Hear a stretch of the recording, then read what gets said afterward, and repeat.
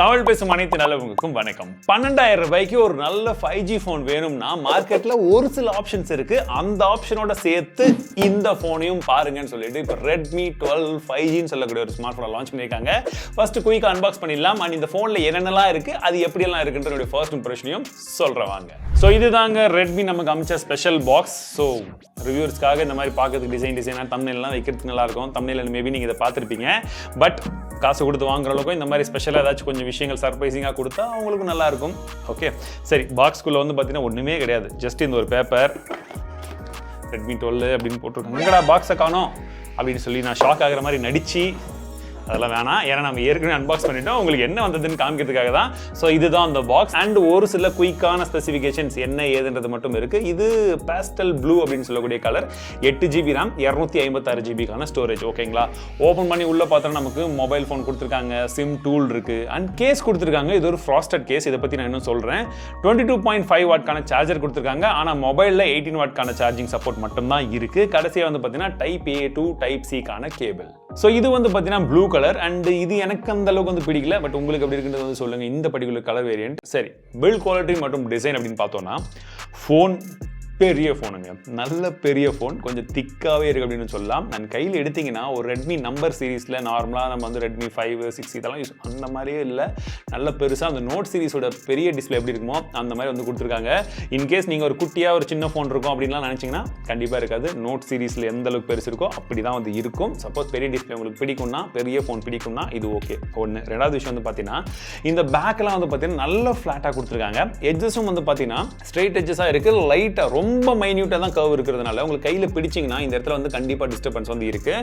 So அந்த இடத்துல தான் இந்த கேஸ் யூஸ்ஃபுல்லாக இருக்குது. ஃப்ராஸ்டட் டிசைன்லையும் இருக்குது. அண்ட் இந்த கலருக்கு மேலே இதை போட்டால் அது ஒரு வித்தியாசமான கலர் பேட்டர்ன் கொடுக்குது பார்த்தீங்களா, அது நல்லா இருக்குது பார்க்குறதுக்கு. ப்ளஸ் இந்த கேஸ் போட்டு நீங்கள் கையில் பிடிக்கும் போது அந்த எட்ஜஸ் வந்து அந்த அளவுக்கு வந்து ஷார்ப்பாக இல்லை. நம்ம ரீசெண்டாக அந்த Infinix ஃபோனில் கூட இதை சொல்லியிருந்தோம்.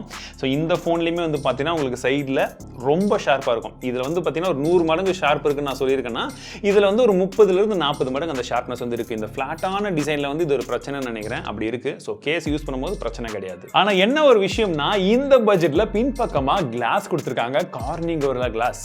ஆனா எந்த வெர்ஷன் சொல்ல, but that itself is interesting. ரொம்ப வித்தியாசமாக ஒரு விஷயத்தை வந்து பண்ணியிருக்காங்க. நல்லது. அண்ட் ஸ்க்ரீனில் வந்து பார்த்தீங்கன்னா உங்களுக்கு பேசிக்காக ஒரு ஸ்க்ரீன் கார்டும் வந்து ஒட்டி கொடுத்துருக்காங்க. ஸோ எல்லா பிராண்டுமே ஒரு கேஸ் அண்ட் இந்த மாதிரி ஸ்க்ரீன் கார்டை பாக்ஸ்லேயே கொடுத்துட்டாங்க, வித் சார்ஜரோட கொடுத்துட்டாங்கன்னா நமக்கு முக்கால்வாசி பிரச்சனை மிச்சம், எக்கோ ஃப்ரெண்ட்லியாகவும் இருக்கும் உண்மையாகவே. அண்ட் வெயிட் அப்படின்னு பார்த்தீங்கன்னா கண்டிப்பாக கிட்டத்தட்ட 200 கிராம் வந்து வருதுங்க. IP53க்கான ரேட்டிங்கும் வந்து கொடுத்துருக்காங்க. ஸோ ரொம்ப தண்ணியெல்லாம் பண்ணாது, ஜஸ்ட் ஒரு சின்னதாக ஸ்பிளாஷ் பட்டா மட்டும் அப்படி எஸ்கேப் ஆகிடும். அண்ட் உங்களுக்கு வலது பக்கமாக பார்த்தீங்கன்னா பவர் பட்டன் கொடுத்துருக்காங்க. ஸோ இந்த பவர் பட்டனுமே வந்து பார்த்தீங்கன்னா அந்த எட்ஜஸ் எல்லாம் கொஞ்சமா அந்த கையில வந்து இடிக்கிற மாதிரி இருக்கு. எனக்கு இது வந்து டிஃப்ரெண்டான ஒரு ஃபீல் இருக்கு. இருங்க, இதே விஷயத்தை நம்ம வந்து Infinixல பார்க்கலாம். ஸோ Infinixல அந்த அளவுக்கு வந்து அந்த இடிக்கிற மாதிரி ஒரு ஃபீல் இல்லை. பட் இதில் ஸோ அந்த ஒரு விஷயம் வச்சு பண்ணுவோம் இல்லையா. ஸோ அப்போ இது எனக்கு கொஞ்சம் வியர்டாக தான் வந்து இருக்கு. Infinixும் ஸ்பான்சர் கிடையாது, இவங்களும் கிடையாது. பட் இருக்கிற விஷயத்தை நீங்கள் தெரிஞ்சுக்கணும். ஏன்னா நான் ஃபீல் பண்ணி நான் சொல்கிற விஷயம் தான் உங்களுக்கு வந்து புரியும் இல்லையா, நீங்கள் வாங்கலாம் வேணாமல் முடிவு. ஸோ அந்த விஷயம் இருக்குது. மேபி யூஸ் பண்ண பழகும். ரொம்ப பிரச்சனைக்குரிய விஷயம் கிடையாது, பட் இருக்குது, தெரிஞ்சுக்கோங்க. அண்ட் இதுவே தான் வந்து பார்த்தீங்கன்னா ஃபிங்கர் பிரிண்ட் சென்சராகவும் இருக்குது. அதுக்கு மேலே வால்யூம் பேக்கர் கீஸ் வந்து கொடுத்துருக்காங்க. அதோட டாக்டைல் ஃபீட்பேக் நல்லா இருக்குது. 3.5mm ஜாக் இருக்குது, ஒரு ப்ளஸ்.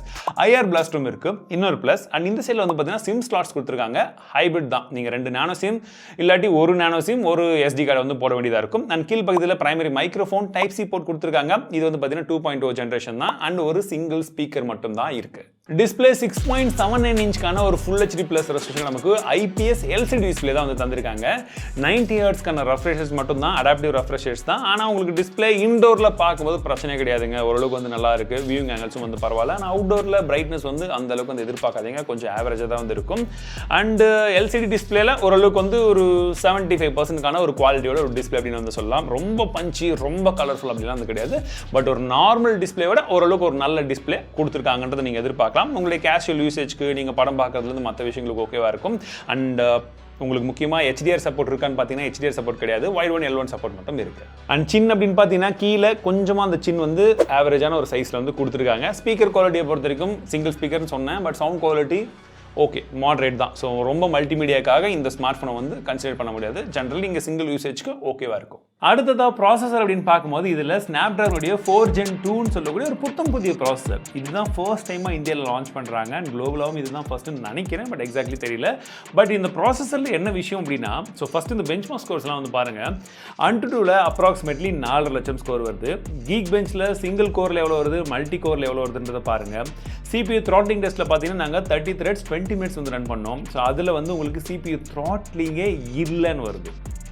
எஸ், ஃபர்ஸ்ட் டைமாக ஒரு CPU த்ராட்லிங் டெஸ்ட்டில் த்ராட்லே ஆகலை ஒரு ப்ராசஸர்னு சொல்கிற ப்ராசஸர் இந்த ப்ராசஸர் தான். ஆனால் வெயிட், ஒரு விஷயம் இருக்குது. ஏன்னா இந்த ஃபோன் எங்களுக்கு வந்த புதுசில் நாங்கள் CPU த்ராட்லிங் ரன் பண்ணும் போது த்ராட்டில் இருந்துச்சு, ஓரளவுக்கு த்ராட்டில் இருந்துச்சு. பட் அதுக்கப்புறம் என்னன்னு தெரியல. பட் ரீசெண்டாக இன்னொரு தடவை செக் பண்ணினா ஆன்லைனில் எல்லாருமே த்ராட்டில் இல்லை அப்படின்னு சொல்லிட்டு இருந்தாங்க. ஏன்னா நமக்கு மட்டும் வருதா இல்லை எல்லாருமே இப்படி சொல்கிறாங்கன்னு சொல்லி செக் பண்ணும்போது திரும்ப இப்போ ரீசெண்ட் டைமில் செக் பண்ணோம். அப்போ பார்த்தீங்கன்னா 2-3 தடவை செக் பண்ணி பார்த்தோம், ஆனால் த்ராட்டில் இல்லை.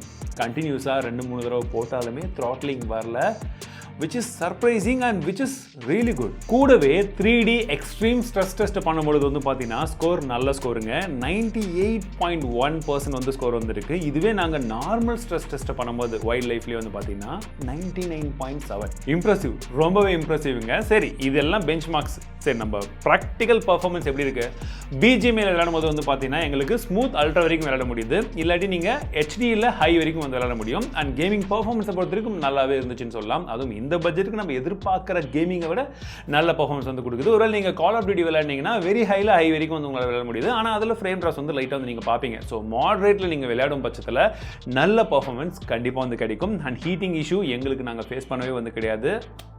நல்லா வந்து ஆப்டிமைஸ் பண்ணியிருக்காங்க இந்த ப்ராசஸரும் சரி, அண்ட் இவங்க ஆப்டிமைஸ் பண்ண விதமும் சரி நல்லா இருக்குது. மற்றபடி 12 5G பேண்ட்ஸ் இதில் வந்து கொடுத்துருக்காங்க. ஸோ உங்களுக்கு தேவையான எல்லா விதமான ஏர்டெல் ஜியோ ரெண்டுமே வந்து சப்போர்ட் பண்ணும், பிரச்சனை கிடையாது. ரேம் மற்றும் ஸ்டோரேஜ் அப்படின்னு வந்து பார்த்தீங்கன்னா உங்களுக்கு LPDDR4X ரேம் டைப் இருக்குது, UFS 2.0 ஸ்டோரேஜ் டைப்பும் வந்து கொடுத்துருக்காங்க. அண்ட் என்னென்ன ப்ரைசிங்ன்றது நான் உங்களுக்கு அப்படியே ஸ்க்ரீனில் காமிக்கிறேன், நீங்களே வந்து பார்த்துக்கலாம்.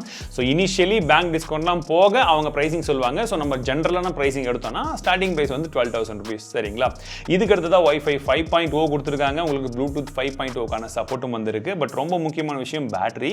இதில் 5000 mAhக்கான பேட்டரி தந்திருக்காங்க. அண்ட் ஃபாஸ்ட் சார்ஜிங் நான் ஏற்கனவே சொன்னது போல பாக்ஸில் நமக்கு 22.5 வாட்க்கான சார்ஜர் தந்திருந்தாலுமே இதில் வெறும் 18 வாட்க்கான சார்ஜிங் சப்போர்ட் மட்டும் தான் இருக்கு.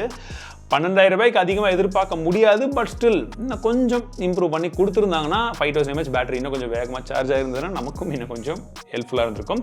But battery life first impression மட்டும் தான். ஸோ நாங்கள் இப்போ டெஸ்ட் பண்ண இந்த ஒரு நாளில் பார்க்கும்போது ஓரளவுக்கு நல்ல பேட்டரி லைஃப் அந்த மாதிரி தான் இருந்தது. அவுட் ஆஃப் த பாக்ஸில் நமக்கு Android 13 MIUI 14 கொடுத்துருக்காங்க. ஓப்பன் பண்ண உடனே உங்கள் கண்ணில் ஏகப்பட்ட ப்ரீஇன்ஸ்டால்ட் ஆப்ஸ் ப்ரோட்டர்ஸ் வந்து தெரியும். எஸ், நிறைய விதமான ஆப்ஸை வந்து அன்இன்ஸ்டால் பண்ணிக்கலாம். பட் ஏகப்பட்டதான் நீங்கள் ஓப்பன் பண்ணும் போது இருக்குன்றதை தெரிஞ்சுக்கோங்க.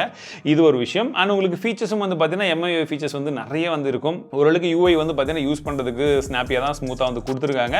பட் UIயில் ஒரு மிகப்பெரிய பிரச்சனை என்னென்னா இவங்க இப்போ வரைக்கும் வந்து OSக்கு அப்டேட் தருவோமா, என்ன ஏது, எந்த ஒரு கன்ஃபர்மேஷனும் வந்து தரல. ஒரு வருஷமாச்சும் வருமான்ற கன்ஃபர்மேஷனும் அஃபிஷியலி வந்து கொடுக்கலன்றது ஒரு விஷயம். அண்ட் நிறைய பேர் கேட்டுட்டு இருந்தீங்க இந்த மதர் போர்டு இஷ்யூ எல்லாம் வருமா ப்ரோ, மற்ற விஷயத்தெல்லாம் சூப்பராக கொடுத்துறாங்க, போக்கோவாக இருக்கட்டும் இவங்களா இருக்கட்டும், அந்த இஷ்யூ எல்லாம் வந்தால் கண்டுக்க மாட்டேங்கிறாங்கன்னு சொல்லிட்டு. ஸோ அதுக்கும் அவங்க ஒரு கன்ஃபர்மேஷன் கொடுத்து maybe in case mother board issue எங்களுடைய சாஃப்ட்வேர் அப்டேட்னால வந்ததுன்னா நாங்கள் ஃப்ரீயாக ரீப்ளேஸ் பண்ணி தருவோம், ஈவன் தோ ஒரு வருஷத்துக்கு அப்புறம் ஆனாலும் அப்படின்றத போல சொன்னாங்களோ, இல்லை 2 வருஷத்துக்கான வாரண்டி நாங்கள் தரோம் ஸ்பெஷலி இந்த மதர் போர்டு இஷ்யூக்காக மட்டும் அப்படின்னு சொல்லியிருந்தாலுமே இன்னும் கொஞ்சம் பெட்டராக இருக்கும். கேமராவை பொறுத்த வரைக்கும் பின்பக்கமாக 50 மேப்ஸுக்கான பிரைமரி கேமரா, 2 மேப்ஸுக்கான செகண்டரி கேமரா இருக்குங்க. சரி, இப்போ இந்த பட்ஜெட்ல ஏற்கனவே நம்ம இப்போ ரீசெண்டாக தான் இன்ஃபினிக்ஸ் ஸ்மார்ட் ஃபோனையும் வந்து பார்த்துருந்தோம் இல்லையா. ரெண்டுத்தோட கேமரா சாம்பிள்ஸ் உங்களுக்கு சைட் பை சைடு வச்சு காமிக்கிறேன். குயிக்காக வந்து பார்த்துருங்க. அதுக்கப்புறம் எது எந்த ஃபோனில் எடுத்ததுன்றதை நான் சொல்கிறேன்.